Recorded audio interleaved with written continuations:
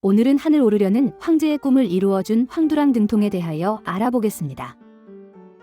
서한의 문제는 꿈에서 하늘로 올라가려 했으나 실패했다. 이때 황두랑이 나타나 그를 밀어 올려주었다. 서한이 돌아보니 그 사람의 옷등 뒤에 맨띠의 솔기가 터져 있었다. 꿈에서 깨어난 서한은 점대로 가서 자신을 하늘로 밀어준 사람을 몰래 찾았고 등통의 옷 뒤 솔기가 터진 것을 보고 꿈속에서 본 것과 똑같음을 알았다. 엄능의 가난뱅이 등통이 굶어 죽었네. 황제께서 어찌 도울 힘이 없었으랴. 대장부 아직 이루지 못했다 내치지 말게. 권세에 빌붙기 굳센 기상 버리네. 중국의 역대 황제들은 늙지 않고 오래 살기를 갈망했다. 이는 평범한 백성들보다 더한 것이었다. 그들은 또한 주변 국가들로부터 존경을 받고 경배를 받는 세상을 만들고자 했다. 특히 한나라 시대의 황제들은 신선이 되어 하늘로 올라가는 꿈을 매일 꾸었다. 서한의 문제 역시 예외는 아니었다. 어느 날 밤, 문제는 양팔로 날개를 펄럭이며 하늘로 올라가고 있었다. 이제 한 걸음만 더 올라가면 하늘에 닿을 것 같았지만 아무리 애를 써도 더 이상 올라갈 수 없었다. 급하게 안간힘을 쓰는데 누군가가 뒤에서 천천히 밀어주고 있었다. 뒤를 돌아보니 빼어난 자태와 아름다운 용모를 지닌 여자처럼 예쁜 소년이 서 있었다. 문제는 소년과 대화를 나누려 입을 열려는 순간 놀라서 잠에서 깨어났다. 그것은 꿈이었다. 이 소년이 분명 궁전 안에 있을 것이니 나는 반드시 그를 만나야만 한다. 문제는 그 생각으로 가득 차 있었다. 그는 지나가는 사람들을 일일이 살피며 꿈에서 본 그 소년을 찾으려 애썼다. 그러던 중 어느 날 그는 마침내 꿈에서 본 소년과 똑같이 생긴 이를 발견했다. 더욱이 이 젊은이의 위도 뒷부분의 솔기가 한 뼘 정도 타버린 상태였다. 꿈속의 그 소년도 그러했다. 너의 이름이 무엇이냐? 등통이옵니다. 문제는 깜짝 놀랐다. 그도 그럴 것이야. 등은 등불이 등과 발음이 같아 통할 통과 결합하면 하늘로 오르는 길이 막힘없이 통한다는 의미가 되기 때문이다. 다시 한번 자세히 살펴보니 그날 밤 자신을 하늘로 올려준 바로 그 소년이었다는 것을 확신했다. 이 소년은 바로 앞의 시에서 언급된 등통이다. 이 시는 당나라 시대 허작에 의해 몇백 년 후에 읊어진 제나막 초선 관벽상의 일부이다. 사마천은 사기의 영행열전에서 등통에 대해 이와 같이 언급하였다. 하지만 등통은 특별한 재능이 없어 훌륭한 선비로 성장시킬 수 없었다. 그는 단지 일을 조심스럽게 처리하고 황제의 기분을 맞추며 아첨하는 데 그쳤다. 등통이 황제의 꿈에 나타나 하늘로 승천하는 꿈을 실현시켜 주었다. 황제가 모든 권력을 쥐고 있던 시대에 황제의 한마디는 법이었다. 꿈에 나타나 자신을 승천시켜준 등통에게는 많은 상금과 상대부라는 고위직도 부여되었다. 사실상 그의 유일한 재주는 노를 젓는 것뿐이었다. 등연은 3달 끝에 얻은 아들을 귀하게 여겨 모든 정성을 다해 교육시켰으나 아들은 말을 타고 돌아다니며 놀기만 좋아했기에 통이라 이름 지었다. 어린 시절부터 물놀이와 낚시에 열중했던 등통이 성년이 되자 그의 아버지는 책 읽는 것보다는 배 노 젓는 기술을 배우게 했다. 결국 장안으로 올라간 등통은 그 솜씨를 인정받아 황궁에서 황두랑으로 불리게 되었다. 황두랑이라 불리는 누런 두건을 쓴 사람은 배를 젓는 하찮은 일에 종사했다. 그러나 그는 갑자기 엄청난 녹봉을 받는 높은 벼슬에 오르게 되었다. 등통이라 불리는 그는 남들이 알아볼 만한 재주는 없었지만 황제의 꿈속으로 들어갈 수 있는 독특한 능력이 있었다. 이 능력으로 인해 황제의 신임을 얻게 되었다. 그러나 그는 여기에 만족하지 않고 황제의 은총에 보답하기 위해 계속해서 고민을 거듭했다. 황제의 환심을 사는 방법은 무엇일까? 그는 이 생각만을 하며 살았다. 실로 국리 끝에 묘안이 떠오르는 것은 옛날이나 지금이나 변함없는 세상의 이치였다.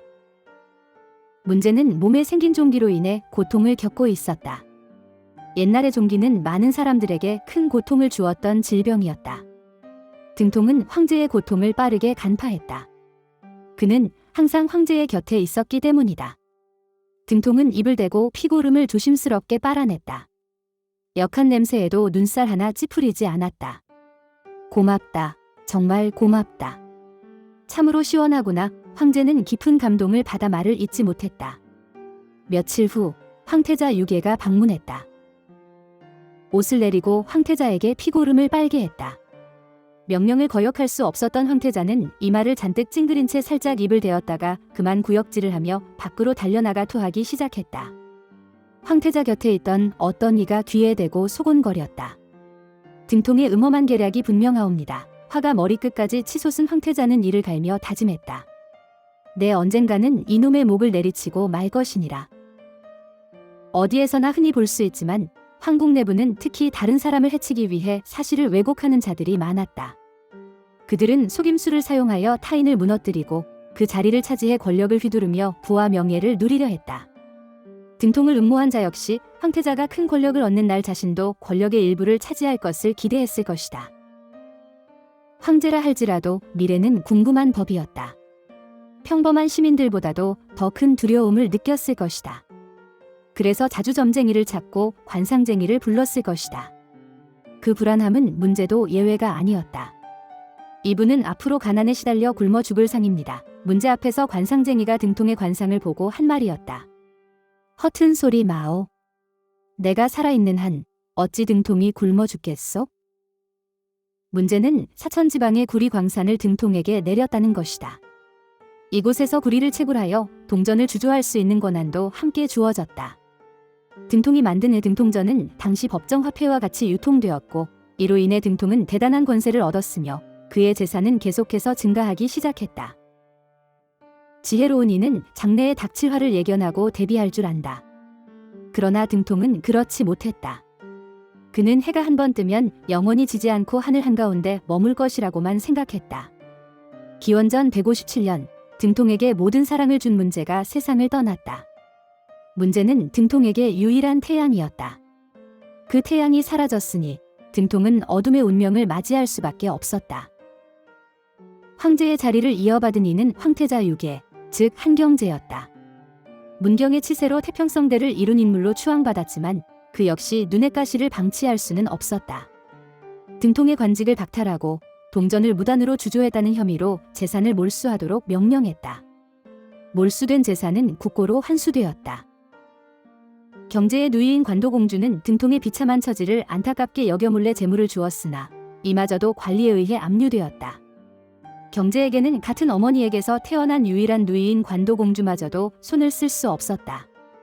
등통에게 오직 조금의 음식과 옷까지만을 보낼 수 있었다. 결국 등통은 한 푼도 없이 가난한 채로 굶주림 속에서 죽음을 맞이할 수밖에 없었다. 문제의 부름에 달려온 관상쟁이의 예언은 곧 현실이 되었다. 관상쟁이는 최고 권력자를 기쁘게 하며 얻은 높은 지위의 사람이 결국 이런 운명을 맞이하게 된다는 것을 잘 알고 있었을까? 그럴 수도 있다. 또는 자신의 후배들에게 이 이야기로 자신의 명성을 높이려고 이야기를 꾸며냈을 수도 있다. 관상쟁이에게도 생계는 다른 것보다 중요한 것이었을 것이다. 황제라 할지라도 인간이며 자신을 칭찬하고 아첨하는 이들이 곁에 있으면 기뻐했을 것이다. 황제도 즉위하기 전에는 귀가 얇아서는 안 된다는 가르침을 무수히 들었을 것이나 높은 자리에 오르고 큰 권력을 쥐는 순간 그 가르침은 잊혀진 옛일이 되었을 것이다. 절대 권력자인 황제의 곁에서 자신의 이익을 취하려는 자들이 부리는 술수는 셀 수 없이 많았다. 그 중에서도 아첨은 상대를 현혹시키는데 거의 비용이 들지 않는 효과적인 수단이었다. 단지 능수능란한 말솜씨만 있으면 되었으니까. 남을 자기 뜻대로 움직일 수 있는 힘이 많은 자일수록 그 힘을 통해 더 큰 지혜를 얻어야 한다. 그렇다. 남을 자기 뜻대로 움직일 수 있는 그 힘이 바로 권력이며 이런 힘을 가진 자를 우리는 권력자라 부른다. 여기에 노자가 한 말을 덧붙인다. 믿음성 있는 말은 번드르르 하지 않고 번드르르한 말은 믿음성이 없느니라. 도덕경의 한 구절이다. 지금까지 황제가 꿈속에서 자신을 승천시켜 주었다고 믿어 무능한 등통에게 권력과 부를 끝없이 주었지만 끝내는 무일푼으로 굶어 죽은 등통에 대하여 알아보았습니다. 감사합니다. 구독과 좋아요 부탁드립니다.